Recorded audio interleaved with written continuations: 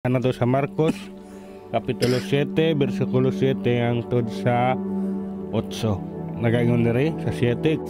Kawang lamang inyong pagsimba kanako, kay ang mga sugo nga hinimo lamang sa tao ilang gitudlo nga balaod kuno sa Ginoo sa Dios. Og midugang si Jesus pag-ingon, gisalikway ninyo ang mga sugo sa Dios ug maong hinuoy inyong gituman ang mga pagtulunan nga iya sa tao. Ang Dios magapanalangin sa iyang pulong. Mga igsoon, ang atong topic nga atong pagkahisgutan karon ay kawang nga pagsimba o vain worship. Ang kawang nga pagsimba nga gisimba nato siya ingon sa atong paagi lamang, imbes ang sa paagi sa Ginoo nga gusto niyang ipabuhat kanato, pinaagi siyang pulong. So kini nga words igsoon is kini nga topic igsoon is makaluya, no, kung ikaw maigo man siguro ang Ginoo padayon nga nagtudlo kanato, bisan kita sa atong mga anak makasaway ta, no? Sa dili lalim nga sawayon ka, dili lalim nga koreksyonan ka, pero magpasalamat ta kung naay tao nga mo koreksyon nato tungod kay ang pagkoreksyon nato, gikoreksyonan ta tungod kay naa siya concern nimo, no? Na siya concern sa tua. Samot na kung ang Ginoo mo koreksyon sa tua, no? Di lang concern kundi love ang iyang pasinati nato kung kita iyang badlongon, no? Kini nga butang akong buhaton karon, nga na dili ko gusto nga mapiki, no? Bisan sa kwarta, no, di ka gusto mapiki, imo ganang lileon, imo ginang mangitag paagi, paano mo siya ma-prove nga kana siya tinuod? Bisan sa atong mga physical nga ginabuhat sa material nato nga ginabuhat, ato nang gipaningkamutan nga dili ta mailad, no? Dili ta maloko. Ato ka nang gibuhat yun sa matag karon og unya nga dili ta mapeke, dili ta mailad tungod kay importante kana sa ato, ano, lalo na sa spiritual, no, sa spiritual nga bahin igsoon. Kinahanglan paningkamutan po nato nga kining atong mga gibuhat dili mahimong kawang tungod sa atong gusto nga gipabuhat og gusto sa uban nga atong gibuhat, pero dili diay mao ang gusto sa Ginoo nga gustong ipabuhat niya kanato. Magbantay ta igsoon, no? Para dili ta mapiki nga baka ang gitudlo ang atong nabatunan karon dili di ay balaod sa Dios kundi balaod lang sa tao, no? Kinahanglan na bantayan nato, kung gibantayan nato ang mga atong negosyo, gibantayan nato ang atong trabaho, mas bantayan nato ang atong pagpangalaga diya sa Ginoo, baka kita mapeke o baka kita nailad. Mo na pinaka-importante nga butang sa atong kinabuhi igsoon niya, dili ta mapeke, no? Kung gipaninguha nato nga dili ta mapeke sa atong material, sa nga pagpanginahanglan, dapat paningkamutan usab nato nga dili ta mapiki diha sa atong pagpangalagad sa atong buhi nga Dios, kay kini mohatod ka nato ngadto sa kinabuhing dayon nga yang gisaad ka nato. Atong unang pagkahisgutan igsoon ang tulo ka requirements of true worship. Ang una igsoon nga atong pagkahisgutan, right and true God, tama og tinuod nga Dios. Ang Bible kanunay nga nagpahimangno kanato nga siya lang gyud ang atong simbahon, siya ang tinuod og tama nga Dios, no? Siya ang tag-iya sa tanang butang. Igsoon ang Dios kanunay nagapasidaan kanato nga siya lamang ang atong simbahon ug alagaran, no?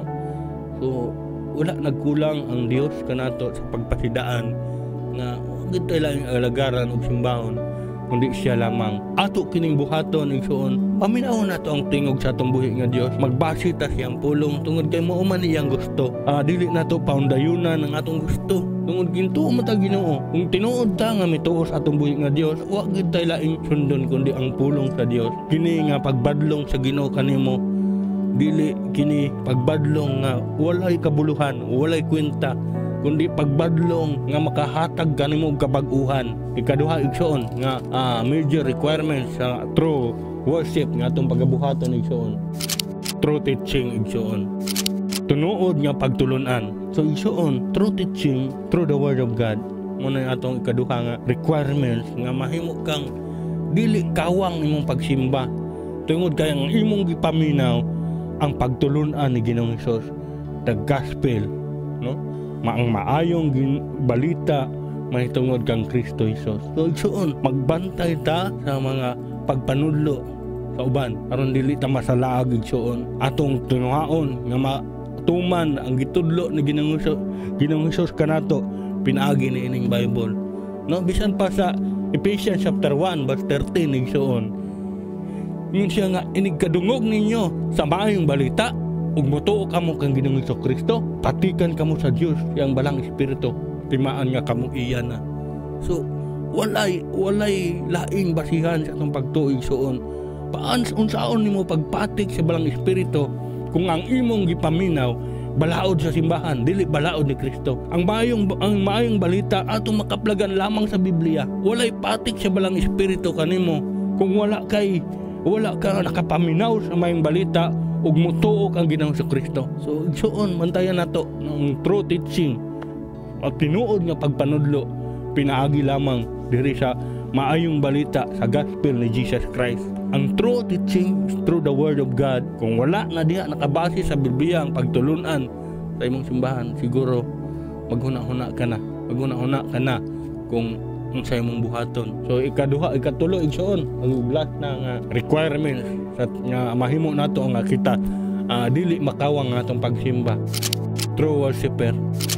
Tinuod nga mga nagasimba, tugyan nato sa atong buhi nga Dios. Sa dihang nagsimba ta igsoon, dili na ta maghuna-huna kung unsa pa atong pagkinahanglan dihang kanang mga orasa ato nang itugyan sa atong buhi nga Dios. Atong mga pagdaig, atong mga huna-huna diha atong ituon sa atong buhi nga Dios igsoon, no?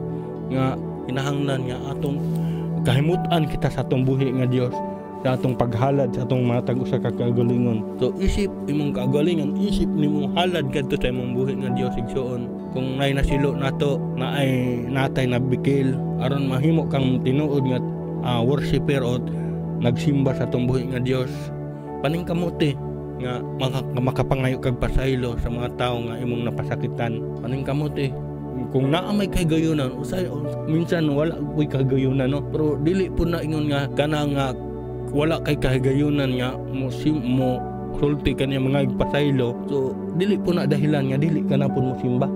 Wala man ko ka pangagpasaylo, di na lang ko mo simba. Dili po na igsoon. Makita sa Ginoo nga ang imong tinguha na kay tinguha sa pagpangagpasaylo wala lay kahigayunan. So padayon siya pagsimba. Pero kung naay kahigayunan igsoon nga sa imong pagsimba sa Dios, unya nakita nimo ang tao nga imong napasakitan. So na may chance nga may kagbasaylo pangagpasaylo ang paubos aron ang imong pagsimba dili mahimong kawang. Pero kung wala na may pagkakataon pod, walay kahigayunan nga kagbasaylo, ayaw pod himuang dahilan nga nakabikil ka di na ka mo simba kay nakita sa Ginoo ang imong kasing-kasing igsoon. Kinay mga butang nga atong gisgutan karon sakit man, pero mo ni kamatuoran igsoon.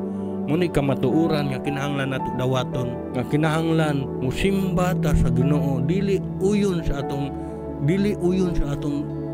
gimbutan lamang, kundi gimbutan sa uban, kundi uyon kinahanglan nga muuyon kita kung unsay gusto sa Dios nato nga pagabuhaton aron mahimo nga ang atong pagsimba dili mahimong kawang, dili mahimong trapo lamang sa atubangan sa atong buhi nga Dios, no? Ang atong pagsimba worthy o makapahimaya sa atong buhi nga Dios.